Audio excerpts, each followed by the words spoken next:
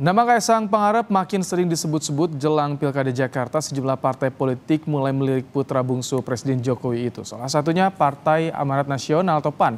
Bagaimana peluang Kaisang di Pilgub Jakarta? Kita akan bahas, saudara, bersama dengan Wasekjen DPP PAN, Saleh Daulay, dan juga ada pengamat politik BRIN, Siti Zuhro. Selamat sore, Bang Saleh, Bu Siti. Selamat sore. Baik. Selamat sore, Mas. Bang Selamat Saleh, sore, Bang. jadi kenapa Kaisang, kenapa sekarang memunculkan nih PAN DKI munculkan nama Kaisang, di Kim juga banyak yang mulai menyebut nama Kaisang, Bang Saleh, untuk Jakarta ini. Seberapa serius sih? Jadi kalau soal nama-nama yang akan muncul di DKI ini, di Jakarta maksud saya, itu sebetulnya masih simulasi semua. Jadi katakanlah misalnya kalau PAN kemarin mendorong bagaimana Mbak Zita bisa jadi wagub. Kemudian kemarin ada Anies Baswedan diusung lagi oleh PKS bersama dengan Soebul Iman.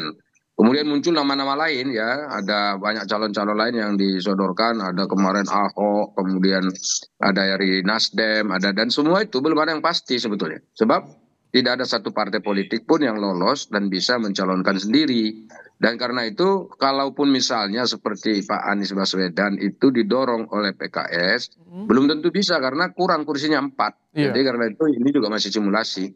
Nah sama dengan PAN, ketika misalnya ada yang mendorongkan, ya sudah ini ada Kaisang, gimana kalau digabung dengan Zita Anjani dan seterusnya, karena ini merepresentasikan kalangan muda.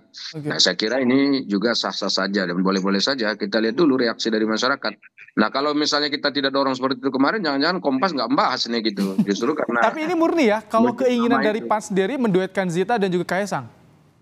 Pada prinsipnya kan begini, setiap partai politik itu pasti ingin mendorong kadernya untuk maju di dalam pilkada, dan itu sangat rasional dan politik kan begitu. Jadi kalau partai politiknya tidak, kalau partai sebentar dulu, kalau partai politiknya tidak mau mendorongkan kadernya untuk maju, ya tentu ya itu bukan pekerjaan partai. Nah justru partai politik itu memang kerjanya adalah bagaimana untuk menyusun strategi dalam rangka memperebutkan kepemimpinan dan juga kekuasaan dia, terutama di pusat, kemudian provinsi dan daerah-daerah. Nah terkait dengan Mas Kaisang ini kan sekali lagi ini kan simulasi yang kita keluarkan, kita coba tawarkan gitu loh.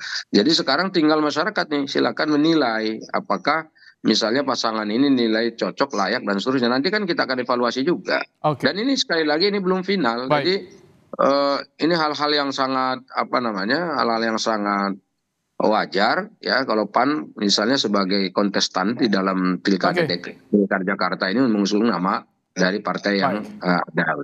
Baik, Bu Siti, apa yang Anda baca dari munculnya ini sekarang mulai di partai Kim mulai muncul nih ada nama Kaisang dari beberapa partai di Kim ini. Apa yang Anda baca dari fenomena ini? Apakah memang penilainya bagus bagi Kaisang ini atau apa yang disasar sebetulnya? Iya, ini memang menarik ya menurut saya apa yang dikatakan Bang Saleh Daulay tadi itu benar, jamak saja karena masih di tataran simulasi, di tataran testing the water juga. Jadi di internal mencari masing-masing, terutama dari partai ini ya, Kim ya, Koalisi Indonesia Maju itu berusaha yang lalu kita mendengarkan dari Gerindra gitu, sayup-sayup sampai tentang kader Gerindra dengan Kaisang. Sekarang PAN gitu ya, kader PAN juga dipasangkan dengan Kaisang gitu ya. Nanti muncul lagi dari Golkar bisa jadi Ridwan Kamil dengan Kaisang. Jadi kata kuncinya ada Kaisang terus gitu. Kelihatannya seperti Kenapa? Ini arahnya kemana kalau menurut Anda, Bu Siti? Iya, ya memang tidak tertutup kemungkinan karena ada keterkaitan yang kuat ketika segera setelah Mahkamah Agung ya memutuskan adanya perubahan dalam persyaratan umur dari pencalonan ke pelantikan, itu lalu ada kemungkinan peluang besar bagi Kaisang untuk mencalonkan diri, dan apalagi diikuti oleh statement-statement dari kader PSI dalam hal ini yang mengatakan bahwa tidak tertutup kemungkinan nanti akan ada kejutan-kejutan dari PSI. Ya, kejutannya apa? Oh, ternyata tidak cawagup tapi cagup kan gitu. Bisa juga seperti itu atau tetap cawagup kan gitu.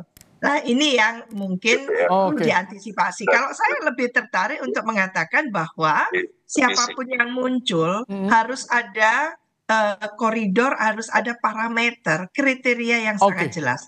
Karena ini akan memimpin daerah khusus Oke. Jakarta yang Kriteria apa? sudah diperuntukkan untuk daerah Oke.